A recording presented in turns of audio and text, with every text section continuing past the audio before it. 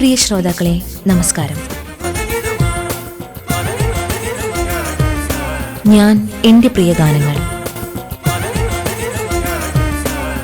ഇന്ന് ഞാൻ എൻ്റെ പ്രിയ ഗാനങ്ങളിൽ അതിഥിയായി പങ്കെടുക്കുന്നത് മുൻ ചലച്ചിത്ര നടിയും ബാലതാരവുമായിരുന്ന വിനോദിനി ശശിമോഹൻ. സ്റ്റുഡിയോയിൽ ഒപ്പം MS ആശ.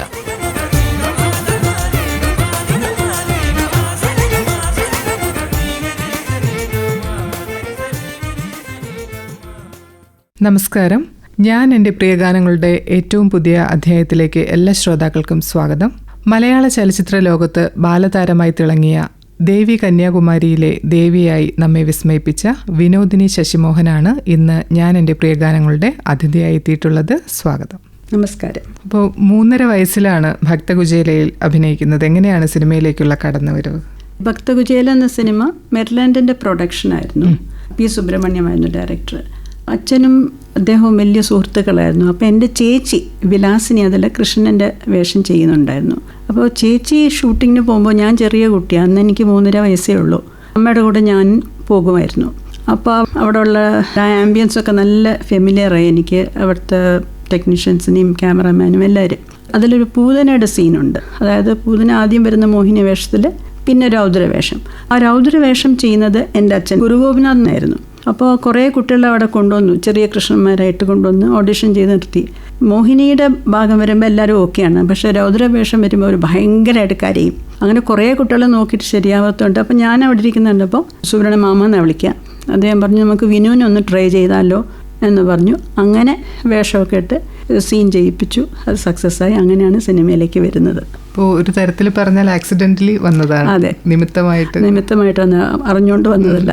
അപ്പോൾ മാഡം ബാലതാരമായി അഭിനയിച്ച സ്നേഹദീപം എന്ന ചിത്രത്തിലെ 1-ാം തരം ബലൂൺ തരം, ആ പാട്ട് വീണ്ടും ചർച്ചയായിരുന്നല്ലോ. സോഷ്യൽ മീഡിയയിലൊക്കെ ഒരുപാട് വൈറലായി. ലതാ രാജു പാടിയ ആ പാട്ട്, അതിൻ്റെ ചിത്രീകരണം ഒക്കെ ഓർമ്മയുണ്ടോ? അന്ന് എനിക്ക് 5 വയസ്സാണ്. പക്ഷേ ഈ പാട്ട് എനിക്ക് നല്ല ഓർമ്മയുണ്ട്. കാരണം അത് കുറച്ചൊരു കുഞ്ഞ് കളിക്കുന്ന ഒരു സീനായിരുന്നു. അപ്പോൾ ആ ഒരു കുതിര, ആ പാവകൾ, അതിൻ്റെ ഷൂട്ടിംഗ് എല്ലാം എനിക്ക് നല്ല ഓർമ്മയുണ്ട്. അപ്പോൾ എൻ്റെ കൂടെ അഭിനയിച്ചത് TK മാധവൻ അങ്കിളായിരുന്നു. ലതാ രാജു ആ പാട്ട് പാടിയ ആ ഒരു ഹോസ് ഉണ്ടല്ലോ, ഒരു കുതിര, അങ്ങനത്തെ കളിക്കുതിര കിട്ടാൻ ഇത്തിരി ബുദ്ധിമുട്ട്. അപ്പോൾ അത് ഭയങ്കര ഇൻട്രസ്റ്റ് ആയിരുന്നു. അപ്പോൾ ഷോട്ട് എടുക്കുന്നതിന് മുന്നേ അതിൻ്റെ കൂടെ കുറേ കളിച്ചിട്ടുണ്ട് ഞാൻ. അതുകൊണ്ട് അത് ആക്ട് ചെയ്യുന്നത് എനിക്ക് നല്ല ഓർമ്മയുണ്ട്. 5 വയസ്സേ ഉള്ളൂ, എങ്കിലും നല്ല ഓർമ്മയുണ്ട്. അന്നത്തെ കാലത്ത് അത്തരം കുതിരയൊക്കെ ഒരു ആർഭാടമായിരിക്കും, എല്ലാ കുട്ടികൾക്കും കിട്ടും. ഇല്ല, അതൊരു പ്രത്യേക ടൈപ്പാണ്. അത് ഇപ്പോഴും കിട്ടുമെന്ന് എനിക്കറിയില്ല. ചിലർ പറയുന്നുണ്ട് ഇപ്പോൾ കിട്ടുന്നു, പക്ഷെ അത് താനേ പോകുന്നതാണ്, നമ്മളായിട്ട് പോകുന്നല്ല. അത് സോഷ്യൽ മീഡിയയിൽ തരംഗമായതിനു ശേഷമാണല്ലോ വീണ്ടും വിനോദിനി എന്ന വ്യക്തി അല്ലെങ്കിൽ നടിയെ, ബാലതാരത്തെയൊക്കെ ജനങ്ങൾ വീണ്ടും തിരയാൻ തുടങ്ങിയത്. ഇപ്പോൾ തലമുറകൾ ആഘോഷിച്ച പാട്ടാണ്. അന്നത്തെ കാലത്ത് കുട്ടികളായിരുന്ന ആൾക്കാർ പാടി നടന്നിട്ടുണ്ട്, അവരുടെ മക്കൾക്ക് പാടിക്കൊടുത്തിട്ടുണ്ട്, പേരക്കുട്ടികൾക്ക് പാടിക്കൊടുത്തിട്ടുണ്ട്. അപ്പോൾ സ്റ്റിൽ ആ ഒരു ട്രാൻസിഷൻ മാഡം കാണുന്നുണ്ടല്ലോ. അപ്പോൾ ഇങ്ങനെ തലമുറകളിൽ കൈമാറി വന്നൊരു പാട്ടിൻ്റെ ഭാഗമാകാൻ പറ്റിയത് ഏത് രീതിയിലാണ് കാണുന്നത്? സന്തോഷമുണ്ട്, പക്ഷെ അതിനെക്കാട്ടിലും അതിശയമാണ്. എന്തുകൊണ്ട് ഈ പാട്ട്, എത്രയോ പാട്ടുകൾ കുട്ടികൾ അഭിനയിച്ചിട്ടുണ്ട്, ഇങ്ങനെ സെലക്ട് ചെയ്തു എന്നുള്ളതൊരു വലിയ അതിശയം. മാത്രമല്ല ആരാണ് ഇത് ആദ്യം ഇൻട്രൊഡ്യൂസ് ചെയ്തതെന്ന് അറിയാനും ഒരു ആഗ്രഹമുണ്ട്. ഞാനത്ര സോഷ്യൽ മീഡിയയിൽ അത്ര ആക്റ്റീവ് അല്ല. അപ്പോൾ ഇൻസ്റ്റാഗ്രാമിലും ഒക്കെ വന്നപ്പോൾ ഞങ്ങൾ കോളേജ് പഠിച്ച പിള്ളേരുടെ വാട്സപ്പ് ഗ്രൂപ്പുണ്ട്. അപ്പോൾ അവരിലൊരാൾ ഇപ്പം ഇതിട്ടിട്ട് എന്നോട് ചോദിച്ചു, വിനോദിനി അല്ലേ? ഞാൻ പറഞ്ഞു അതെ എന്ന് പറഞ്ഞു. പിന്നെ നോക്കുമ്പോഴൊക്കെ ഈ പാട്ട് എല്ലാ സ്ഥലത്തും ഇങ്ങനെ കാണാറുണ്ട്. അപ്പോൾ സന്തോഷമുണ്ട്, അതിശയമുണ്ട്. Almost 62 years. അപ്പോൾ നമ്മൾ ഈ പരിപാടിയിൽ ഇഷ്ടഗാനങ്ങൾ കൂടെ ശ്രോതാക്കളുമായിട്ട് പങ്കുവയ്ക്കാറുണ്ട്. അപ്പോൾ ആദ്യമായിട്ട് ഏത് പാട്ടാണ് കേൾക്കാൻ ആഗ്രഹിക്കുന്നത്? ഇത്രയും വൈറലായ 1-ാം തരം ബലൂൺ തരാം എന്നുള്ള ഈ പാട്ട് തന്നെ ആദ്യം ഇടാം. സിനിമ സ്നേഹദീപം. അതിൽ മ്യൂസിക് MB ശ്രീനിവാസൻ, അതിൻ്റെ ലിറിക്സ് പി ഭാസ്കരനും, പാടിയത് ലതാ രാജു. എനിക്ക് തോന്നുന്നു ലതാ രാജുവിൻ്റെ ഫസ്റ്റ് സോങ് ആണ്. മാഡത്തിന് ഈ പാട്ട് ശ്രോതാക്കൾക്ക് വേണ്ടിയിട്ടൊന്ന് പാടാമോ? 1-ാം തരം ബലൂൺ തരാം, ഒരു നല്ല പിപ്പി തരാം, ഓടി ഓടി വാ, ഓടി ഓടി ഓടി വന്നൊരു മുത്തം തന്നാട്ടെ, ചക്കര മുത്തം തന്നാട്ടെ. അപ്പോൾ അന്നത്തെ ഒരുവിധപ്പെട്ട പ്രശസ്തമായിട്ടുള്ള സിനിമകളിലെല്ലാം ബാലതാരമായിട്ട് അഭിനയിച്ച ഒരാളാണ്. ആ കഥാപാത്രങ്ങൾക്കെല്ലാം സ്വയം ഡബ്ബ് ചെയ്യാറുണ്ടായിരുന്നു. അതെ, കുഞ്ഞായിട്ട് അഭിനയിച്ച എല്ലാ സിനിമയിലും എൻ്റെ ശബ്ദം തന്നെയാണ് ചെയ്തിട്ടുള്ളത്. ദേവി കന്യാകുമാരിയിൽ മാത്രം TP രാധാമണി, നമ്മുടെ റേഡിയോ സ്റ്റേഷനിൽ തന്നെ ഉണ്ടായ TP രാധാമണി ചേച്ചിയാണ് വോയിസ് ഡബ് ചെയ്തത്. കാരണം അപ്പോഴത്തേക്കും ശബ്ദമൊക്കെ മാറി, പിന്നെ ആ സിനിമയുടെ ഡയലോഗ് കുറച്ച് കട്ടിയുള്ള വാക്കുകളൊക്കെയാണ്. അതുകൊണ്ട് പിന്നെ സുബ്രഹ്മണ്യ മാമൻ പറഞ്ഞു നമുക്ക് ഡബ് ചെയ്യാമെന്ന് പറഞ്ഞു. അതുവരെയുള്ള ലക്കം ഞാൻ തന്നെയാണ്. അന്ന് ചെന്നൈയിലായിരുന്നല്ലോ, അന്നത്തെ മദ്രാസിലായിരുന്നല്ലോ സിനിമയുടെ ഒരു അല്ല, ഇവിടെ മെറിലാൻഡിലുണ്ടായിരുന്നു. പിന്നെ ഉദയയിലും ആക്ട് ചെയ്ത കടലമ്മ എന്ന സിനിമ, അതിലും ഞാനും എൻ്റെ ചേച്ചിയും അഭിനയിച്ചിട്ടുണ്ട്. പിന്നെ ബാക്കിയെല്ലാം ചെന്നൈ തന്നെയായിരുന്നു. ആ കാലഘട്ടത്തിൽ 5 വയസ്സ് വരെയൊക്കെ ചെന്നൈയിൽ തന്നെ ആയിരുന്നല്ലോ താമസം. അപ്പൊ മലയാളം ഭാഷ എങ്ങനെയായിരുന്നു? നന്നായിട്ട് സംസാരിക്കാൻ പറ്റുമായിരുന്നു? സംസാരിക്കും, ഇതിപ്പോൾ നമ്മൾ വീട്ടിൽ സംസാരിക്കുന്ന ഭാഷ ഏതാണ്. പക്ഷെ എനിക്കിപ്പോൾ എൻ്റെ പഴയ സിനിമകൾ കാണുമ്പോൾ ഡയലോഗ് കേൾക്കുമ്പോൾ എവിടെയോ ഒരു തമിഴ് ചൊവയുണ്ടോ എന്ന് തോന്നാറുണ്ട്. പ്രധാനപ്പെട്ട റോളിൽ ദേവി കന്യാകുമാരിയായിട്ട് തന്നെ അഭിനയിക്കാൻ വളരെ ചെറിയ പ്രായത്തിലേ സാധിച്ചത് ഇപ്പോൾ തിരിഞ്ഞു നോക്കുമ്പോൾ എങ്ങനെയാണ് കാണുന്നത്? ശരിക്കും പറഞ്ഞൊരു ഗ്യാപ്പ്, ഞാൻ 3.5 വയസ്സ് തുടങ്ങി ഏകദേശം ഒരു 9 വയസ്സായപ്പോൾ നിർത്തി. പിന്നെ അത് കഴിഞ്ഞിട്ട് 15-16 വയസ്സിലാണ് ഈ സിനിമ അഭിനയിക്കുന്നത്. ഒരു വലിയ ഗ്യാപ്പായിരുന്നു.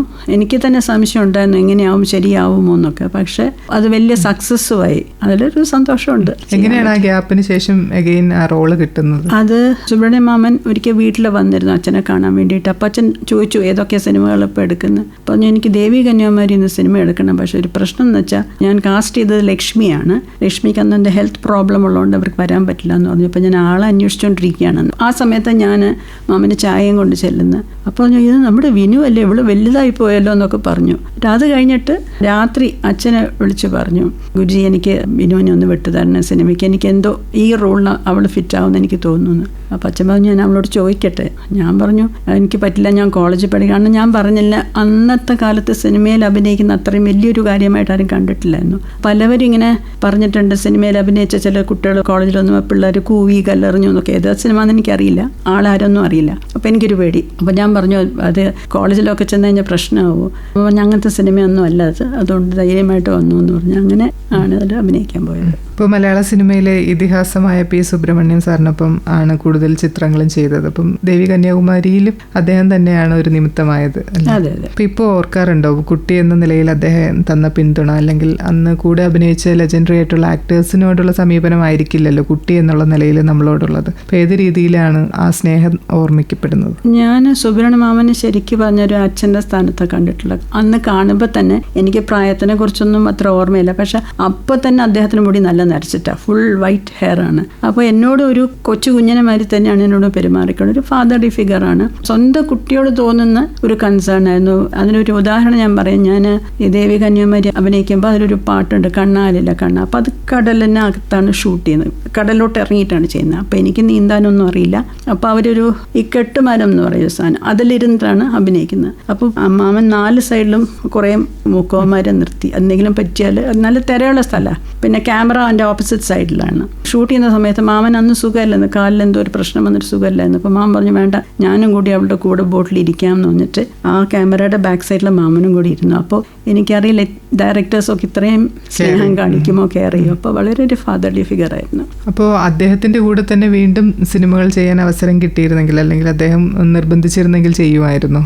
അദ്ദേഹത്തിന് ശേഷം സിനിമ വന്നപ്പോൾ എന്നെ ഒരു സിനിമയ്ക്ക് വിളിച്ചിരുന്നു. അപ്പോൾ ഞാൻ പറഞ്ഞു മാമ എനിക്ക് വരാൻ പറ്റില്ല. പക്ഷെ എന്നെ ഫോഴ്സ് ചെയ്തില്ല. പക്ഷെ ഓഫേഴ്സ് വന്നത് തമിഴ്നാട് നിന്നായിരുന്നു. തമിഴ് ഫിലിം ഇൻഡസ്ട്രിയിൽ നിന്ന് 2-3 സിനിമകൾക്ക് ആൾ വിളിച്ചിരുന്നു. ഒരു സിനിമ കമൽഹാസന്റെ കൂടെ തന്നെയുള്ള സിനിമയായിരുന്നു. പക്ഷെ ഞാൻ വേണ്ടെന്ന് പറഞ്ഞു. കമൽഹാസനായിട്ടൊക്കെ ബാലതാരമായിട്ടൊക്കെ അതെ, കമൽഹാസന്റെ ഫസ്റ്റ് മലയാളം ഫിലിം കണ്ണും കരളും എൻ്റെ കൂടെയാണ് അഭിനയിച്ചത്. അപ്പോൾ ഇപ്പോഴും നല്ല ഓർമ്മകളാണ് കമൽഹാസനെയൊക്കെ.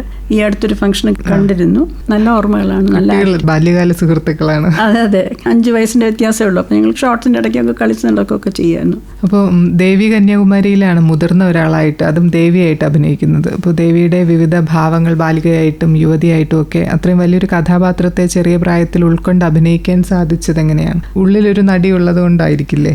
അതായിരിക്കാം. പിന്നെ ഇപ്പോൾ ഡയറക്ടർ ഇൻസ്ട്രക്ഷൻ തരുമ്പോൾ അതനുസരിക്കും. പക്ഷെ എനിക്ക് തോന്നുന്നു അതിനെക്കാട്ടിലും ഉള്ളുന്ന് വന്നത് തന്നെയാണ്. അത് പറയുന്ന തരേണ്ട ആവശ്യമില്ല. എന്ന് വെച്ചാൽ ആകെ കുഴപ്പം വരുന്നത് ചിലപ്പോൾ ഡയലോഗ്സ് പറയുമ്പോഴാണ്. ഇപ്പോൾ ഡബ്ബിങ് ഇല്ലല്ലോ, ഡയറക്റ്റായിട്ടാണല്ലോ അപ്പോൾ പറയുന്നത്.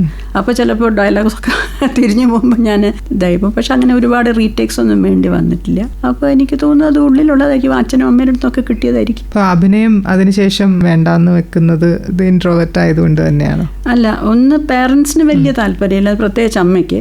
അച്ഛന് വലിയ വിഷമമൊന്നുമില്ല, അച്ഛന് താല്പര്യം ഉണ്ടായിരുന്നു. പക്ഷെ എനിക്ക് തോന്നി അത് പോകണ്ട, വേറൊന്നും കൊണ്ടല്ലോ, നമ്മുടെ കുടുംബമായിട്ട് വീടുമായിട്ട് വിട്ടു നിൽക്കണം കുറേ നേരം. അതെനിക്ക് ഇപ്പോഴും ബുദ്ധിമുട്ടുള്ള കാര്യമാണ്.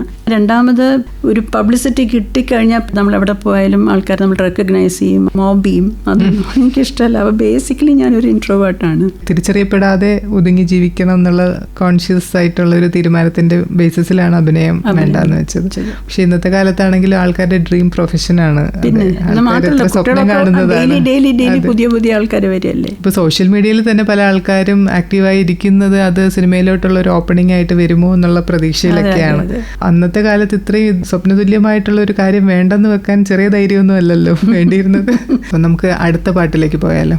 അടുത്ത പാട്ട് എവിടെ നിന്നു എന്നുള്ളൊരു പാട്ട്. അതായത് കളഞ്ഞു കിട്ടിയ തങ്കം, ആ സിനിമയിലെ ദേവരാജൻ്റെ മ്യൂസിക്കിൽ അയലാർ അദ്ദേഹം എഴുതിയ പാട്ടാണ്. KP ഉദയഭാനുമാണ് പാടിയിട്ടുള്ളത്. അപ്പോൾ ഈ പാട്ട് എന്നെ അട്രാക്ട് ചെയ്യാൻ കാരണം എന്ന് വെച്ചാൽ അതിൻ്റെ വരികൾ ഭയങ്കര ഫിലോസഫിക്കലാണ്. അതായത് ശരിയാണ്, നമ്മൾ എവിടെ നിന്നൊക്കെ വരുന്നു, ഇവിടെ ജീവിക്കുന്നു, തിരിച്ചു പോകുന്നു. അപ്പോൾ അതിലൊരു വരിയുണ്ട്, എവിടെ നിന്നു വഴിയമ്പലത്തിൽ വന്നു ചേരുന്ന വാനമ്പാടികൾ നമ്മൾ. ഭയങ്കര ഫിലോസഫിക്കലായിട്ടൊരു സോങ്ങാണ്. എൻ്റെ ബേസിക് സബ്ജക്റ്റ് ഫിലോസഫിയാണ്, അതുകൊണ്ടായിരിക്കാം എനിക്ക് ഈ പാട്ട് ഭയങ്കര ഇഷ്ടം. ഓക്കെ, നമുക്ക് കേട്ടിട്ട് തിരിച്ചു വരാം. അപ്പോൾ അന്നത്തെ കാലത്ത് സിനിമയിലെ ദേവി കഥാപാത്രങ്ങളെ പോലും യഥാർത്ഥ ദേവിയായിട്ട് കണ്ട് ആരാധിച്ചിരുന്ന ഒരു പ്രവണതയൊക്കെ ഉണ്ടായിരുന്ന സമയമാണല്ലോ. അപ്പോൾ അത്തരം അനുഭവങ്ങൾ എന്തെങ്കിലും ഉണ്ടായിട്ടുണ്ടോ ദേവി കന്യാകുമാരിക്ക് ശേഷം? ഞാൻ പറഞ്ഞു കേട്ടിട്ടുണ്ട്, ചില വീടുകളിലൊക്കെ എൻ്റെ പടം പൂജാ റൂമിലൊക്കെ വെച്ചിട്ടുണ്ടെന്നൊക്കെ പറഞ്ഞു കേട്ടിട്ടുണ്ട്. ഞാൻ കണ്ടിട്ടില്ല. പക്ഷേ എനിക്ക് അതിശയം തോന്നിയത് ഒരിക്കൽ ചെമ്പൈ അദ്ദേഹത്തിൻ്റെ ഒരു ഇൻ്റർവ്യൂ, എന്തോ ഒരു ഡോക്യുമെൻ്ററി അദ്ദേഹത്തിനെ കുറിച്ച് ദൂരദർശനിൽ തന്നെ കണ്ടപ്പോൾ അദ്ദേഹത്തിൻ്റെ വീടിൻ്റെ ഹാള് കാണിച്ചപ്പോൾ കുറേ ഈശ്വരന്മാരുടെ പടങ്ങളൊക്കെ വെച്ചിട്ടുണ്ട്. ആ കൂട്ടത്തിൽ ഞാൻ ഗുരുവായൂരപ്പനിൽ അഭിനയിച്ച് പടത്തിൻ്റെ ഒരു ഫോട്ടോ അവിടെ കണ്ടു. അപ്പോൾ ഇത്രയും വലിയൊരു ആളുടെ വീട്ടിൽ എൻ്റെ ഫോട്ടോ കണ്ടപ്പോൾ ഭയങ്കര സന്തോഷമായി. എനിക്ക് തോന്നുന്നു നമ്മുടെ മാതൃഭൂമിയിലുള്ള മലയങ്കിൽ ഗോപാലകൃഷ്ണനാണെന്ന് തോന്നുന്നു പറഞ്ഞത്, അദ്ദേഹത്തിന് അറിയാം ഒരു വീട്ടിൽ എൻ്റെ കൃഷ്ണൻ്റെ പടം വെച്ചിട്ടുണ്ടെന്ന്. അത് ഞാൻ കേട്ടിട്ടുള്ളൂ, പക്ഷെ ഇത് ഞാൻ കണ്ടതാണ്. അപ്പോൾ അന്നത്തെ മെറിലാൻഡ് സ്റ്റുഡിയോ കാലഘട്ടത്തിലെ സിനിമയും ഇന്നത്തെ ആധുനിക സിനിമയും തമ്മിൽ ഒരുപാട് വ്യത്യാസങ്ങളുണ്ടല്ലോ. അപ്പോൾ ഇന്നായിരുന്നെങ്കിൽ, അല്ലെങ്കിൽ ഇന്നത്തെ സാമൂഹിക സ്ഥിതിയോ ആൾക്കാരുടെ ആറ്റിറ്റ്യൂഡോ ഒക്കെ ആയിരുന്നെങ്കിൽ അഭിനയം ഉപേക്ഷിക്കുമായിരുന്നു? അതൊരു പ്രശ്നം എന്ന് വെച്ചാൽ ആൾക്കാരെ പറ്റി ചിന്തിക്കുന്നല്ല ഞാൻ നിർത്തിയത്, എനിക്കായിട്ട് തോന്നിയിട്ട് നിർത്തിയതാണ്. ഒരു പക്ഷം മനസ്സ് മാറുമായിരിക്കുന്നതാണ്, കാണും, എനിക്കറിയില്ല. അല്ല, ഇപ്പോൾ ആൾക്കാർ കൂടുതൽ പ്രൈവസിക്കൊക്കെ കുറച്ചുകൂടെ ഇമ്പോർട്ടൻസ് കൊടുക്കുന്നുണ്ടല്ലോ. നമുക്കറിയാമല്ലോ വ്യക്തിപരമായിട്ടുള്ള പ്രൈവസി എത്രത്തോളം മാനിക്കപ്പെടേണ്ടതാണ് എന്നൊക്കെ. അപ്പം അത്തരം ഒരു ബൗണ്ടറീസ് ഒക്കെ ആൾക്കാർ കീപ്പ് ചെയ്യുന്നുണ്ടല്ലോ കുറച്ചുകൂടെ പണ്ടത്തെ കാലത്തെ അപേക്ഷിച്ച്. അപ്പം അങ്ങനെ വരുമ്പോൾ തീരുമാനം അല്ല, മാറ്റാൻ വഴിയില്ല. കാരണം ഇപ്പോഴും നമ്മൾ കാണും, എത്ര ബൗണ്ടറീസ് സെറ്റ് ചെയ്താലും ഇപ്പോഴും മോബിംഗ് ഒക്കെ ഉണ്ട്. ഇപ്പോൾ മറക്കാനാവാത്ത ലൊക്കേഷൻ അനുഭവങ്ങൾ എന്തെങ്കിലും ഉണ്ടോ? ഒരു അനുഭവം, ഈ കണ്ണും കരളും അഭിനയിക്കുന്ന സമയത്ത് അതിലൊരു സീനുണ്ട്. ഞങ്ങൾ 2 കുട്ടികൾ വീട് വിട്ട് ഓടിപ്പോകുന്ന ശിവഗിരി മഠം ഉണ്ടല്ലോ, അതിൻ്റെ മുകളിലേക്ക് കയറി പോകണം. അതൊരു വലിയൊരു അഡ്വഞ്ചറസ് ആയിട്ട് ട്രിപ്പായിരുന്നു. അത് ഒരു വൈൻഡിങ് സ്റ്റേസ് പോലെയാണ്. ആ ഷോട്ടിലൊക്കെ കമൽഹാസൻ നിമിഷം കൊണ്ട് അതിന് മുകളിലെത്തി, ഞാനും ഓടി. അപ്പോൾ അതൊരു ഭയങ്കര ഒരു എക്സ്പീരിയൻസ് ആയിരുന്നു. കാരണം അതിന് ശേഷം എനിക്ക് തോന്നുന്നില്ല ആരും അതിന് മുകളിൽ കയറ്റിയിട്ടുണ്ടെന്ന്. നല്ല ഹൈറ്റ് ഉള്ളതൊക്കെ. അത് നല്ലൊരു എക്സ്പീരിയൻസ് ആയിരുന്നു. കുട്ടിയായതുകൊണ്ട് അറിഞ്ഞില്ല എൻ്റെ ബുദ്ധിമുട്ട്. കമൽഹാസൻ്റെ പുറകെ ഓടിപ്പോന്നു, അതായിരുന്നു മറ്റേ ഷോട്ട്, അതിൻ്റെ മുകളിലെത്തുന്നു. അത് നല്ലോണം എൻജോയ് ചെയ്തായിരുന്നു. കുറച്ചൊരു റിസ്കി ഓട്ടോ ആയിരുന്നു. പിന്നെ ഒരു അനുഭവം ഉണ്ടായത് കടലമ്മ എന്ന സിനിമയിൽ ഞാനൊരു രാജകുമാരി ആയിട്ടാണ് അഭിനയിച്ചത്. ചെറിയ രാജകുമാരി ഒരു കള്ളൻ തട്ടിക്കൊണ്ടുപോകുന്ന എന്തോ ഒരു ഷോട്ടാണ്. അപ്പോൾ കള്ളനായിട്ട് അഭിനയിച്ചത് ബഹദൂർ അങ്കിളായിരുന്നു. അപ്പോൾ ഒരു ഉത്സവം നടക്കുന്നു. ആ ഉത്സവം നടക്കുന്ന സമയത്ത്, വെടി പൊട്ടിക്കുന്ന സമയത്ത് ആന വരണ്ട് പോകുമ്പോൾ ആളുകൾ പേടിച്ചിട്ട് പോകുന്ന ആ സമയത്താണ് കള്ളൻ തട്ടിക്കൊണ്ടുപോകുന്നത്. അപ്പോൾ ഇവർ ശരിക്കും വലിയൊരു കൊമ്പനാൻ ഈ സെറ്റിനകത്തേക്ക് കൊണ്ടുവന്നു.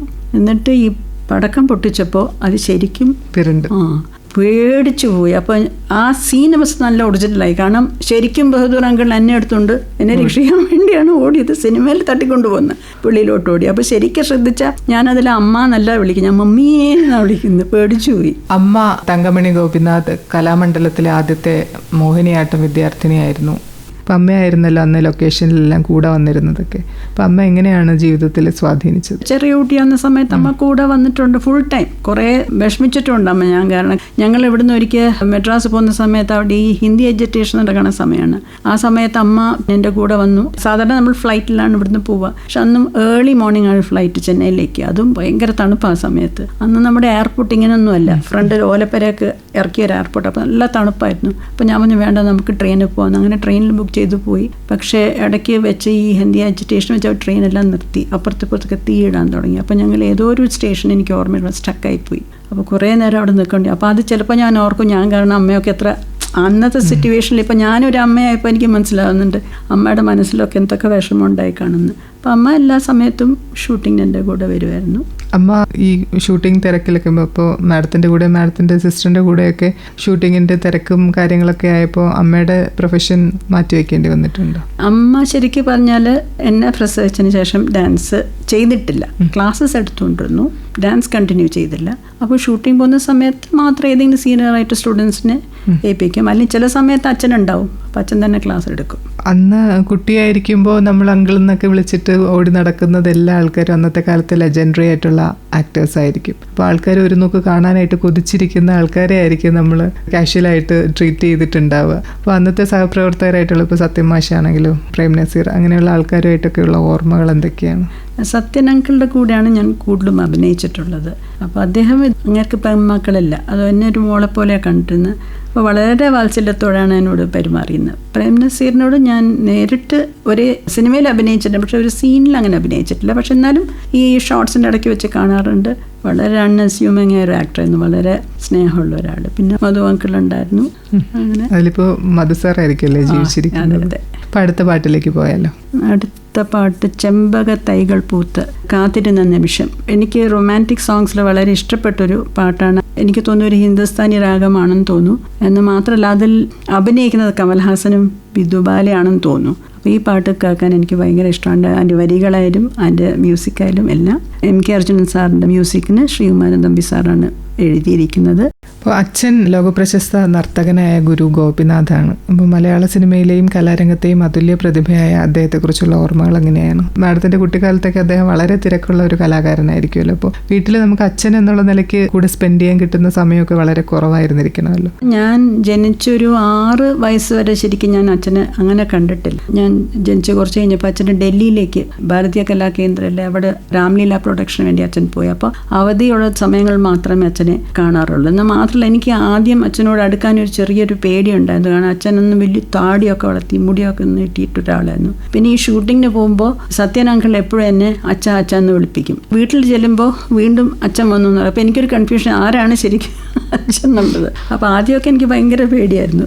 പിന്നെ പതുക്കെ പേടിയൊക്കെ മാറി. പക്ഷെ അച്ഛനെ വളരെ അപൂർവം അന്ന് കണ്ടിട്ടുള്ളൂ. ശരിക്കും അച്ഛനായിട്ട് ഒരുമിച്ച് ജീവിച്ചതും വളർന്നതും തിരുവനന്തപുരത്ത് വന്നതിന് ശേഷമാണ്. പിന്നെ അച്ഛൻ ഇവിടെ തന്നെ ആയിരുന്നല്ലോ. ഇപ്പോൾ കഥകളിയിലെ സാധാരണക്കാർക്ക് കൂടി ആസ്വദിക്കാവുന്ന തരത്തിൽ ലളിതമാക്കിയും എന്നാൽ അതിൻ്റെ ശാസ്ത്രീയത ചോർന്നു പോകാതെയും അദ്ദേഹം രൂപപ്പെടുത്തിയ നൃത്തരൂപമാണല്ലോ കേരള നടനം. ഇപ്പോൾ അതിനൊരുപാട് മാറ്റങ്ങൾ വന്നിട്ടുണ്ട്. അതായത് അദ്ദേഹം വിഭാവനം ചെയ്ത രീതിയിലല്ല ഇപ്പോൾ പല സ്റ്റേജുകളിൽ ഇപ്പോൾ കേരള നടനം നർത്തകിമാർ അവതരിപ്പിക്കുന്നത്. ഇപ്പം എങ്ങനെയാണ് ആ ഒരു മാറ്റം വന്നതായിട്ട് മനസ്സിലാക്കുന്നത്? കേരള നടനം യുവജനോത്സവത്തിലാണ് ഇപ്പോൾ നമ്മൾ കാണുന്നത്, അല്ലാതെ വേറെ കേരള നടനം പെർഫോമൻസസ് ആയിട്ട് കാണുന്നില്ല. യുവജനോത്സവത്തിൽ തുടങ്ങിയത് അച്ഛൻ മരണപ്പെട്ട ശേഷം വലിയൊരു ഗ്യാപ്പിന് ശേഷമാണ് തുടങ്ങിയത്. ഇത് പഠിപ്പിക്കുന്നവരാരും ഇത് പഠിച്ചവരല്ല. അപ്പോൾ എന്തെങ്കിലും ചെറിയ അറിവ് ഇവിടെ നിന്നൊക്കെ വായിച്ചൊക്കെ കിട്ടിയിട്ട് അതിൻ്റെ ബേസിസിൽ കമ്പോസ് ചെയ്ത് കാണിക്കുന്നതാണ്. അപ്പോൾ അത് അച്ഛനോട് ചെയ്യുന്ന വലിയ അനീതിയാണെന്നാണ് ഞാൻ മനസ്സിലാക്കുന്നത്. കാരണം അന്നും അത് പഠിപ്പിക്കാൻ ആളുണ്ടായിരുന്നു, പക്ഷെ അത് വേണ്ട വിധം പഠിക്കാതെ ഒരു ധൃതി പിടിച്ച് ഇപ്പോൾ മോഹിനിയാട്ടം ഭരതനാട്യം കുച്ചുപുടിയോ പഠിപ്പിക്കുന്ന കൂട്ടത്ത് കേരളം എന്നാണ് ഒരു ഐറ്റം കൂടി തള്ളി അതിനകത്തോട്ട് കയറ്റി അതിൻ്റെ വേഷം മാറ്റി. അതാണ് ഏറ്റവും വലിയൊരു തെറ്റ് ചെയ്തത്. കാരണം ബേസിക്കലി കേരളം നടനം എന്ന ഡാൻസിൻ്റെ പ്രത്യേകത എന്താ വെച്ചാൽ ഏത് കഥാപാത്രമാണോ നമ്മൾ ചെയ്യുന്നത് അതിനനുസരിച്ചുള്ള വേഷമാണ്. ഇപ്പോൾ കൃഷ്ണൻ്റെ ഒരു പദം കൃഷ്ണനെ പറ്റിയാണെങ്കിൽ കൃഷ്ണൻ ചെയ്യുന്നതാണെങ്കിൽ കൃഷ്ണൻ ചെയ്യണം, അല്ലെങ്കിൽ ശിവനാണെങ്കിൽ ശിവൻ ചെയ്യണം. അല്ലാതെ ഈ ഒരു വേഷം ഇട്ടിട്ട് അത് ചെയ്യാൻ പാടില്ല. അതാണ് ഇതിൻ്റെ പ്രത്യേകത. പക്ഷെ അതൊന്നും അല്ല ഇപ്പോൾ കാണുന്നത്. കഥകളിയെ ബേസ് ചെയ്തത് ആണെന്ന് പറഞ്ഞുകൊണ്ട് ഈ കഥകളിയെ കുറച്ചുകൂടെ ലൈറ്റ് ആക്കിയിട്ട് ഇവർ കാണിക്കുകയാണ്. പക്ഷെ അച്ഛൻ ചെയ്തത് അതല്ല. കഥകളിയെ ബേസ് ചെയ്താണെങ്കിലും കഥകളീൻ്റെ മുദ്രകൾ എടുത്തിട്ടുണ്ട്. പക്ഷേ ചില കാര്യങ്ങൾ, അതായത് ഇപ്പോൾ ചൊല്ലിയാട്ടം, സോപാന സംഗീതം അത് അവോയ്ഡ് ചെയ്ത് ഹിന്ദുസ്ഥാനി മ്യൂസിക്കിലാണ് കമ്പോസ് ചെയ്ത്. ഇൻസ്ട്രുമെൻറ്റ്സ് കോമൺ ആയിട്ട് ആയിട്ട് ഉപയോഗിച്ചിട്ടുണ്ട്, പക്ഷെ അല്ലാത്ത ഇൻസ്ട്രുമെന്റ്സ് ഉപയോഗിച്ചിട്ടുണ്ട്. പിന്നെ ചുവടുകൾ, കഥകളിയുടെ ബേസിക് ചുവടുകളിൽ ചെറിയ ചെറിയ മാറ്റങ്ങൾ വരുത്തി അത് കുറച്ചും കൂടി ഡിഫൈൻഡ് ആക്കി. കലാശങ്ങളും പഠിപ്പിച്ചിട്ടുണ്ട്. നമ്മൾ കഥകളി കാണുന്ന കലാശങ്ങൾ തന്നെയാണ്, ചുള്ളൊക്കെ സെയിം ആണ്, പക്ഷെ അത് കുറച്ചും കൂടി ഒരു ഡിഫൈൻഡ് ആയിട്ട് കാണിച്ചിട്ടുണ്ട്. അങ്ങനെ കുറേ വ്യത്യാസങ്ങൾ വരുത്തിയിട്ടുണ്ട്. പക്ഷെ ആ വ്യത്യാസങ്ങളൊന്നും ഇല്ലാതെയാണ്, എനിക്കറിയില്ല കേരള നടനം ഇപ്പോൾ കാണിക്കുന്നത്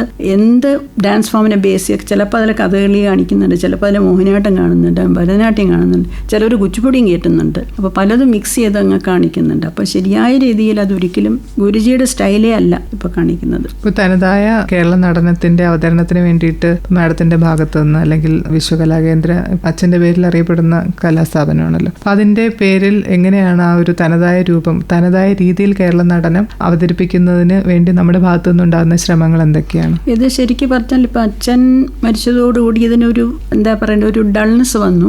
അപ്പോൾ ഇതിന് ഞങ്ങൾ ഒരു ഗുരു ഗോപിനാഥ് നടനഗ്രാമം എന്നൊരു dance museum, that's A first dance museum in India. അച്ഛൻ തന്നെ സ്ഥാപനമായ വിശ്വകലാകേന്ദ്രത്തിൻ്റെ പേരുള്ള സ്ഥലമായിരുന്നു. അപ്പോൾ നമ്മൾ ഈ സ്ഥാപനം തുടങ്ങിയപ്പോൾ ആദ്യം മ്യൂസിയമായിട്ട് തന്നെ ഫംഗ്ഷൻ ചെയ്യാൻ വെച്ചിരുന്നു. പക്ഷേ അവിടെ ആക്ടിവിറ്റീസ് ഒന്നും നടക്കാത്തതുകൊണ്ട് ഡാൻസ് ക്ലാസ്സസ് തുടങ്ങി. പക്ഷേ ഡാൻസ് ക്ലാസ്സസ് തുടങ്ങി അച്ഛൻ്റെ ഒറിജിനൽ സ്റ്റൈല് നമ്മൾ പഠിപ്പിക്കാൻ ശ്രമിക്കുന്നുണ്ടെങ്കിലും അതൊരു പൊളിറ്റിക്കൽ ഇൻസ്റ്റിറ്റ്യൂഷൻ ആയതുകൊണ്ട് അതിൻ്റെ നൂലാമാലകളുടെ പ്രശ്നങ്ങളുണ്ട്. അവിടെയും ആ ഒറിജിനാലിറ്റി ആയിട്ട് കിട്ടുന്നില്ല. അന്ന് ഭരതനാട്യം, മോഹിനിയാട്ടം, ഇങ്ങനെ പല കലാരൂപങ്ങളുള്ള സമയത്തും കേരള നടനം പോലെ ഒരു നൃത്തരൂപം അവതരിപ്പിക്കണം, അല്ലെങ്കിൽ തനതായ അങ്ങനെ ഒരു നൃത്തരൂപം വേണം എന്നൊരു ആവശ്യം എന്തുകൊണ്ടായിരിക്കും അദ്ദേഹത്തിന് തോന്നിയത് എന്നാണ് വിചാരിക്കുന്നത്? ഇത് അച്ഛൻ ബേസിക്കലി കഥകളി ആർട്ടിസ്റ്റാണ്. പാരമ്പര്യമായിട്ട് അച്ഛൻ്റെ ഫാമിലിയിലെ കഥകളി ആർട്ടിസ്റ്റ് ഉണ്ട്. അതുകൂടാതെ അച്ഛൻ കലാമണ്ഡലത്ത് പഠിക്കുകയും ചെയ്തു. അച്ഛൻ്റെ കൂടെ ഒരു ഡാൻസ് പാർട്ട്ണർ ഉണ്ടായിരുന്നു, രാഗിണി ദേവി. അതെ, രാഗിണി ദേവി വന്നപ്പോൾ അവർ പറഞ്ഞു നല്ല സ്മാർട്ടായിട്ടൊരു യങ് മാൻ വേണം കൂടെ ചെയ്യാൻ. അപ്പോൾ ശരിക്കും അവരായിട്ടുള്ള ഡിസ്കഷനിലാണ് കേരള നടനം ഉണ്ടാവുന്നത്. അന്നത്തെ പേര് കേരള നടനം എന്നായിരുന്നില്ല.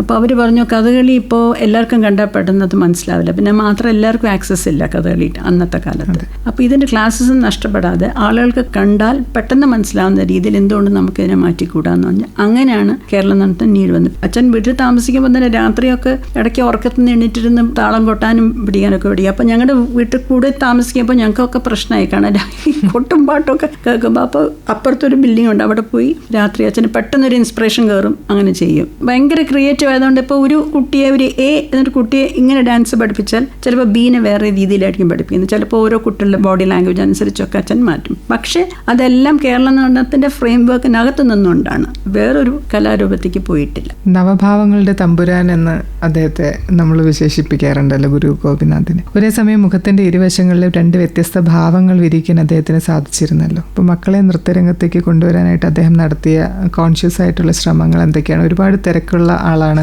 ഈ പറഞ്ഞ പോലെ പുതിയ കലാരൂപങ്ങളും അതിനുവേണ്ട കോൺട്രിബ്യൂഷൻസും ഒക്കെ ചെയ്യുന്ന തിരക്കിനിടയിൽ മക്കൾക്ക് ആ കല പിന്തുടരാൻ വേണ്ടുന്ന ഏതെങ്കിലും ഒരു കോൺഷ്യസ് ആയിട്ടുള്ള ശ്രമങ്ങൾ അദ്ദേഹത്തിന്റെ ഭാഗത്തുനിന്നുണ്ട്? ഞങ്ങൾ 3 പെൺകുട്ടികളും ഡാൻസ് ചെയ്തിട്ടുണ്ട്. ഞാനാണ് താരതമ്യം കുറവേ ചെയ്തിട്ടുള്ളത്, കാരണം ഞാൻ ഈ സിനിമയിൽ പോയതുകൊണ്ട് അന്നത്തെ കാലത്ത് സമയമില്ല. പക്ഷേ എൻ്റെ 2 സിസ്റ്റേഴ്സും ചെയ്യും. എൻ്റെ നേരെ മൂത്ത സിസ്റ്റർ, ഇന്ന് അവർ ജീവിച്ചിരിപ്പില്ല, വിലാസിനി, അവർ പഠിച്ചിട്ടുണ്ട്, നന്നായിട്ട് പെർഫോം ചെയ്തിട്ടുണ്ട്. മൂത്ത സിസ്റ്ററും പഠിച്ചിട്ടുണ്ട്. പക്ഷേ ഡാൻസ് പെർഫോമൻസസിനൊക്കെ പങ്കെടുത്തെങ്കിലും ഒരിക്കലും നിങ്ങൾ ഡാൻസേഴ്സ് ആവണം എന്ന് അച്ഛൻ പറഞ്ഞിട്ടില്ല. അതുപോലെ സ്കൂളിലൊക്കെ ഡാൻസ് കോമ്പറ്റീഷൻ വരുമ്പോൾ പറയും നിങ്ങൾ പാട്ടിനോ എലക്യൂഷനോ എന്തോ വേണമെങ്കിൽ ചേർന്നോ, ഡാൻസിന് ചേരണ്ടെന്ന് പറയും. ഇമ്പോസ് ചെയ്തിട്ടില്ല നിങ്ങൾ ഡാൻസ് പഠിച്ചിരിക്കണം അല്ലെങ്കിൽ ഡാൻസേഴ്സ് ആവണം, അങ്ങനെ ഒരിക്കലും പറഞ്ഞിട്ടില്ല. ഇപ്പം മക്കളെല്ലാം സ്വതന്ത്രമായി തിരഞ്ഞെടുക്കാനുള്ള ഒരു സ്വാതന്ത്ര്യം അദ്ദേഹം, അങ്ങനെ ഒരു സാഹചര്യം ഉണ്ടായിരുന്നു. അച്ഛൻ പറയുന്നത് അല്ലെങ്കിൽ അമ്മ പറയുന്നത് മാത്രം അനുസരിക്കുന്ന കുട്ടികളുണ്ടായിരുന്ന സമയത്ത് നമ്മൾക്ക് സ്വന്തമായി തീരുമാനങ്ങൾ എടുക്കാനും ഇഷ്ടത്തിന്റെ കൂടെ ചേർന്ന് നിൽക്കാനും പറ്റുന്ന തരത്തിൽ മക്കളെ വളരെ ബ്രോഡ് മൈൻഡഡ് ആയിട്ടൊരാളായിരുന്നു. ഇപ്പോൾ ഈ പഠിത്തത്തിന്റെ കാര്യത്തിലായാലും ശരി, കല്യാണത്തിന്റെ കാര്യമായാലും ശരി, അച്ഛൻ അതിനും നിങ്ങൾക്ക് ഇഷ്ടമുള്ള ആര് അവിടെ കല്യാണം കഴിച്ചോളൂ, അങ്ങനെ ഒരു ഫിലോസഫി ആയിരുന്നു അച്ഛന്. ഇപ്പോൾ അടുത്ത പാട്ടിലേക്ക് പോയാൽ ഏത് പാട്ടായിരിക്കും മാഡം കേൾക്കാൻ ആഗ്രഹിക്കുന്നത്? ഈ അടുത്ത് കേട്ടൊരു പാട്ടാണ് ആശാൻ എന്ന സിനിമയിൽ ജോൺ പോൾ ജോർജ് സംഗീതം ചെയ്ത് വിനായക് ശശികുമാർ എഴുതിയിട്ട് സൂരജ് സന്തോഷ് പാടിയിട്ടുള്ള കുഞ്ഞിക്കവിൾ മേഘമേ. ഇത് എനിക്ക് ഭയങ്കര ഒരു സ്വീറ്റ് സോങ് ആയിട്ട് തോന്നിയിട്ടുണ്ട്. അപ്പോൾ ഇതെൻ്റെ 2 പേരക്കുട്ടികൾ പ്രദ്യും ആൻഡ് സാത്വിക്, അവർക്ക് ഞാൻ ഡെഡിക്കേറ്റ് ചെയ്യുന്നു. തിരുവനന്തപുരത്ത് ഗുരു ഗോപിനാഥ് സ്ഥാപിച്ച വിശ്വകലാകേന്ദ്രത്തിന്റെ ഭരണപരമായ കാര്യങ്ങൾക്ക് നേതൃത്വം നൽകുന്നത് താങ്കൾ തന്നെയല്ലേ? അപ്പോൾ മാഡം ഇപ്പോൾ എന്താണ് കലാകേന്ദ്രത്തിന്റെ പ്രവർത്തനങ്ങൾ? ശരിക്കും പറഞ്ഞപ്പോൾ ഈ ഗുരു ഗോപിനാഥ് ഡാൻസ് മ്യൂസിയം വന്നപ്പോൾ നമ്മുടെ ഒരു വലിയ റെസ്പോൺസിബിലിറ്റി മാറി, അവരാണ് ഏറ്റു നടത്തുന്നത്. പക്ഷെ ഇപ്പോഴും എനിക്കൊരു ആഗ്രഹമുണ്ട്, ഒരു 5 പിള്ളേരെങ്കിലും അച്ഛൻ്റെ ഒറിജിനൽ സ്റ്റൈൽ പഠിക്കണം എന്നൊരു ആഗ്രഹമുള്ളതുകൊണ്ട് ഇപ്പോൾ അവിടെ കേരളം തന്നെ പഠിപ്പിക്കുന്നുണ്ട്. അതിൻ്റെ എല്ലാ വശങ്ങളും പഠിപ്പിച്ചിട്ട് അവരെ കൊണ്ട് തന്നെ പെർഫോമൻസസ് ചെയ്യിപ്പിക്കണം എന്നൊരു ആഗ്രഹമുണ്ട്. അതുകൊണ്ട് വളരെ ചെറിയ രീതിയിൽ നടക്കുന്നത്. രാജലക്ഷ്മി എന്നൊരു ടീച്ചറാണ് അവിടെ പഠിപ്പിക്കുന്നത്. കുടുംബത്തെക്കുറിച്ച് നേരത്തെ പറഞ്ഞു, സഹോദരിമാരുണ്ട്. എത്ര പേരാണ് സഹോദരങ്ങൾ? 4 പേരാണ്. ഏറ്റവും മൂത്ത സിസ്റ്റർ വാസന്തി, അവർ അമേരിക്കയിലാണ്. പിന്നെ ബ്രദർ വേണു, പിന്നെ എൻ്റെ നേരെ മൂത്ത സിസ്റ്റർ വിലാസിനി, അവർ IAS ഓഫീസറായിരുന്നു. അവർ 2015 മരണപ്പെട്ടു. പിന്നെ ഞാൻ. മാഡത്തിൻ്റെ കുടുംബം? എൻ്റെ ഹസ്ബൻഡ് ശശിമോഹൻ ജേർണലിസ്റ്റാണ്, മാതൃഭൂമിയിലായിരുന്നു. 2 മക്കള്. മോൻ ബാങ്കിലാണ്, മോള് ടീച്ചറായിരുന്നു. പക്ഷെ കല്യാണം കഴിഞ്ഞ് പ്രസവം കഴിഞ്ഞപ്പോൾ അവിടെ നിർത്തി. ഇനി കുഞ്ഞൊന്ന് സെറ്റായതിനു ശേഷം പോകുന്നു പറയുന്നു ജോലിക്ക്. അപ്പോൾ പുരസ്കാരങ്ങൾ ഒരുപാട് കിട്ടിയിട്ടുണ്ടാവുമല്ലോ അന്നത്തെ ബാലതാരം എന്നുള്ള നിലയ്ക്കൊക്കെ, അതൊക്കെ ഓർക്കുന്നുണ്ടോ? ആ പുരസ്കാരങ്ങളുടെ പേരൊന്നും ഓർക്കുന്നില്ല. ഫിലിം ക്രിറ്റിക്സിൻ്റെ കിട്ടിയിട്ടുണ്ട്, പിന്നെ ഫിലിം സൊസൈറ്റിയുടെ ഉണ്ട്, പിന്നെ 2-3 കിട്ടിയിട്ടുണ്ട്, അറിയില്ല. പിന്നെ കിട്ടിയിട്ടുള്ള പുരസ്കാരങ്ങളൊക്കെ ഇങ്ങനെ സിനിമയിൽ അഭിനയിച്ചുകൊണ്ട് പിന്നീട് കിട്ടിയിട്ടുള്ള പുരസ്കാരങ്ങളാണ്. അപ്പോൾ അന്ന് അഭിനയം മതിയാക്കിയ ശേഷം പിന്നെ എന്താണ് ചെയ്തത്? ലോങ് പീരീഡ് ഓഫ് ടൈം ഉണ്ടല്ലോ, ഇപ്പോൾ മാഡത്തിന് വീണ്ടും ഞങ്ങൾ കണ്ടെത്തുന്നത് വരെയൊക്കെയുള്ളൊരു ലൈഫ് ഉണ്ട്. 16-17 ഇയേഴ്സിലാണ് ദേവയാനിമാരി അഭിനയിച്ചത്. അത് കഴിഞ്ഞിട്ട് ഞാൻ പിന്നെ പഠിച്ചു, ഗ്രാജുവേഷൻ ചെയ്തു, പോസ്റ്റ് ഗ്രാജുവേഷൻ ചെയ്തു. അത് കഴിഞ്ഞിട്ട് ഞാൻ കുറച്ച് നാൾ പഠിപ്പിച്ചുകൊണ്ടിരുന്നു ഒരു സ്ഥാപനത്തിൽ. പിന്നെ ഞാൻ വീട്ടമ്മയായിട്ട് തന്നെ കണ്ടിന്യൂ ചെയ്തു. പിന്നെ അച്ഛൻ മരിച്ചതിന് ശേഷമാണ് ഈ വിശ്വലാന്തരം ഏറ്റെടുത്ത് ചെയ്തത്. കുടുംബവും പ്രൊഫഷനും ഒരുമിച്ച് കൊണ്ടുപോകാൻ സ്ത്രീകൾ ബുദ്ധിമുട്ടുന്നതായിട്ട് തോന്നിയിട്ടുണ്ടോ? ചില സ്ത്രീകൾ ബുദ്ധിമുട്ടുന്നവരുണ്ട്, ചിലവർ അങ്ങനെയില്ല. പക്ഷെ എനിക്ക് തോന്നുന്നത് ഇപ്പോൾ സ്ത്രീകളുടെ കൂടെ അവരുടെ പാർട്ട്നേഴ്സ് ഈക്വലായിട്ട് അതിൽ പങ്കെടുക്കുകയാണെങ്കിൽ അവർക്ക് അതിൽ ബുദ്ധിമുട്ടുണ്ടാവില്ല. അത് വേണം എന്നുള്ളൊരു ആളാണ് ഞാൻ. അപ്പോൾ അഭിനയത്തിരക്കിനിടയിൽ നഷ്ടപ്പെട്ട ബാല്യത്തെക്കുറിച്ച് ഇൻ്റർവ്യൂസിലൊക്കെ പറഞ്ഞിട്ടുണ്ടല്ലോ. അപ്പോൾ അന്നത്തെ തിരക്ക് കാരണം സ്കൂളിൽ പോകണതിന് ശേഷം രാത്രി ഉറക്കമില്ലാതെ ചിലപ്പോൾ അഭിനയിക്കേണ്ടി വരും. അപ്പോൾ ഇന്നത്തെ ബാലതാരങ്ങളായിട്ട് അഭിനയിക്കുന്ന കുട്ടികളാണെങ്കിൽ ചിലപ്പോൾ അവരുടെ സമയത്തിനനുസരിച്ച് ഷൂട്ടിംഗ് ഷെഡ്യൂൾ ചെയ്യുമായിരിക്കും. അപ്പം ഒരുപാട് വ്യത്യാസം ഉണ്ടല്ലോ. ഈ സാഹചര്യങ്ങൾ വ്യത്യസ്തമായിരുന്നത് എങ്ങനെയാണ് കാണുന്നത്? അത് ബെറ്റർ ആയിട്ട് തോന്നുന്നുണ്ട്. അപ്പോൾ അന്നത്തെ കുട്ടികളാണെങ്കിൽ നമ്മൾ വളരെ സഹകരിക്കുമായിരുന്നല്ലോ. അപ്പോൾ ഇന്നത്തെ കുട്ടികൾ വളരെ എൻറ്റൈറ്റിൽഡ് ആയിട്ടുള്ള കുട്ടികളാണ്. എനിക്കിത് വേണം, അല്ലെങ്കിൽ ഞാൻ ഇങ്ങനെയാണ്, അപ്പോൾ എൻ്റെ സൗകര്യം എന്നുള്ള രീതിയിലോട്ട് മാറിയല്ലോ. അതെ അതെ, ഇപ്പോഴത്തെ കുട്ടികൾ അങ്ങനെയല്ല. അവർക്ക് അവരുടേതായ ഇൻഡിപെൻഡൻസും സ്ട്രെങ്ത്തും ഒക്കെ ഉള്ളത്. നമ്മളന്ന് കുറച്ചും കൂടി ഡോസൈലായിട്ടുള്ളവരാണ്. അപ്പോൾ അതിനനുസരിച്ച് അന്ന് ടൈം കൂടുതലെടുക്കുന്നതാണ്. ഇപ്പോൾ അതൊക്കെ കുറഞ്ഞല്ലോ. ഇപ്പോൾ മേക്കപ്പ് തന്നെ ഉദാഹരണത്തിന് സിനിമയിൽ ഇപ്പോൾ മേക്കപ്പ് വേഗം, അന്നൊക്കെ സിനിമയിൽ മേക്കപ്പ് ഇടുന്ന കുറേ സമയം എടുക്കും. ഇപ്പോൾ ദേവികന്യമാരിയുടെ സിനിമയിൽ കുറച്ചും കൂടി സമയം എടുക്കും. അല്ലാതെ തന്നെ 1 മണിക്കൂറൊക്കെ എടുക്കും, 1 മണിക്കൂർ 1.5 മണിക്കൂറൊക്കെ എടുക്കും. പിന്നെ അതുപോലെ ടെക്നിക്കലായിട്ടും ഒരുപാട് പ്രോഗ്രസ് ഉണ്ടല്ലോ, ആ വ്യത്യാസങ്ങളൊക്കെ ഉണ്ടാവും. എന്നാൽ ഇത്ര സമയത്തിനുള്ളിൽ ചെയ്തിരിക്കണം. കാരണം സ്റ്റുഡിയോസ് ഒന്നും ഓൺ ചെയ്യാത്ത ഡയറക്ടേഴ്സ് ആണെങ്കിൽ ആ ഒരു ടൈം സ്ലോട്ടിനകത്ത് തീർക്കണം ഷൂട്ടിങ്. അപ്പോൾ ചില ദിവസം സമയം എത്തില്ല, രാത്രിയൊക്കെ. അതോ ഞാനൊക്കെ കുറേ രാത്രിയൊക്കെ അഭിനയിച്ചിട്ടുണ്ട്. ഏതോ ഒരു സിനിമയുടെ ഷൂട്ടിങ്ങിന് ഉറങ്ങിപ്പോയി, ഒരു പാട്ടിൻ്റെ സീനായിരുന്നു. അവരെന്നിട്ട് വീട്ടിൽ കൊണ്ടുവന്നിട്ട് ആ പ്ലേ ബാക്ക് ഇട്ട് കേൾപ്പിച്ച് ഉറങ്ങാറായപ്പോൾ പിന്നെ പകൽ വന്ന് ആക്ട് ചെയ്തപ്പോൾ ഓക്കെ ആയി. അപ്പോൾ അച്ഛൻ അവസാന ശ്വാസം വരെയും കലയുടെ കൂടെ തന്നെ ജീവിച്ച ഒരാളാണല്ലോ. അപ്പം അദ്ദേഹം രാമായണം ബാലയിൽ ദശരഥന്റെ വേഷം അഭിനയിച്ചുകൊണ്ടിരിക്കുന്ന സമയത്താണ് മരണപ്പെടുന്നത്. അപ്പോൾ വിനോദിനി എന്ന വ്യക്തിയെ കല എങ്ങനെയാണ് സ്വാധീനിച്ചത്? ഇത്രയും കലാപാരമ്പര്യമുള്ള കുടുംബം, അമ്മയും അച്ഛനും ഒക്കെ നർത്തകരാണ്. സിനിമ അല്ലെങ്കിൽ പോലും നൃത്തത്തിന്റെ രൂപത്തിൽ, കഥകളിയുടെ രൂപത്തിലൊക്കെ കല കൂടെ ഉണ്ടായിരുന്നല്ലോ. ഒരു വ്യക്തി എന്നുള്ള നിലയിൽ കല എങ്ങനെയാണ് സ്വാധീനിച്ചത്? എനിക്കറിയില്ല. ഒരു പക്ഷേ ഈ സിനിമയിൽ അഭിനയിച്ചത് തന്നെ അച്ഛനും അമ്മയുടെ അടുത്ത് കിട്ടിയിട്ടുള്ളൊരു അനുഗ്രഹമായിരിക്കാം. സിനിമയിലെ അഭിനയത്തിൽ അത് സ്വാധീനിച്ച് കാണും. പിന്നെ ഇപ്പോഴും അച്ഛൻ്റെ ഡാൻസ് മുമ്പിലോട്ട് കൊണ്ടുവരണം, അത് ഇനി ആൾക്കാരെ കാണണം എന്നുള്ളൊരു ആഗ്രഹം എനിക്ക് ഭയങ്കരമായിട്ടുണ്ട്. അപ്പോൾ അത് ആ സ്വാധീനമുള്ളതുകൊണ്ടായിരിക്കാം. അപ്പോൾ തലമുറകൾക്കിപ്പുറവും പ്രേക്ഷകർ വിനോദിനി എന്ന കലാകാരിയെ ഓർക്കുന്നു, ഇഷ്ടപ്പെടുന്നു. ഇന്ന് ആകാശവാണി ശ്രോതാക്കൾക്ക് വേണ്ടി തൻ്റെ അനുഭവങ്ങളും ഓർമ്മകളും ഇഷ്ടഗാനങ്ങളും പങ്കുവയ്ക്കാൻ എത്തിയതിൽ വളരെ സന്തോഷം. ഭാവി ജീവിതം സുരഭിലമാകട്ടെ എന്ന് ആശംസിക്കുന്നു. നന്ദി, നമസ്കാരം. ആകാശവാണിയിൽ ഇങ്ങനെ ഒരു പരിപാടി അവതരിപ്പിക്കാൻ എനിക്കൊരു അവസരം കിട്ടിയതിൽ സന്തോഷമുണ്ട്. ഫസ്റ്റ് ടൈമാണ് ആകാശവാണിയിലൊരു ഇൻ്റർവ്യൂ. വളരെ സന്തോഷമുണ്ട്. നന്ദി. മുൻ ചലച്ചിത്ര നടിയും ബാലതാരവുമായിരുന്ന വിനോദിനി ശശിമോഹൻ അതിഥിയായി പങ്കെടുത്ത ഞാൻ എൻ്റെ പ്രിയ ഗാനങ്ങളാണ് ഇതുവരെ കേട്ടത്. ഞാൻ എൻ്റെ പ്രിയ ഗാനങ്ങൾ. നിർവഹണം MS ആശ. നിർവഹണ സഹായം വിനോദ് പ്രഭാകർ.